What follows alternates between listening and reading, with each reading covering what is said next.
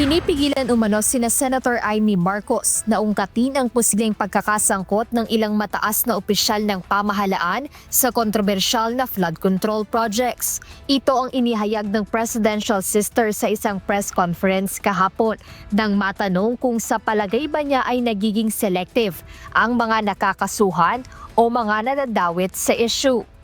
Pero sa totoo lang, nag-give up na ako dito sa flood control investigation. Mula nung tinanggal si Senator Marcoleta, pinipigil naman kami talaga na wag aakyat hanggang sa mabababang posisyon lamang ng DPWH, hanggang sa mga kontratistang pinag-utusan. Mga big time, ayaw banggitin, pinagbabawalan kami. Tapos na yung 1 minute mo, yung 10 minutes mo. Puros ganon.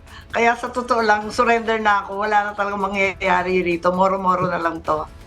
Dagdag ng senadora, puro na lang si dating House Appropriations Chairperson at Resignaco Bicol Party List Representative Zaldico ang nababanggit.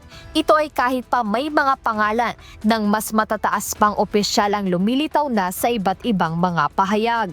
Agad namang pinabulaanan ni Senate President Vicente Tito Soto III ang mga naging pahayag ni Senator Marcos.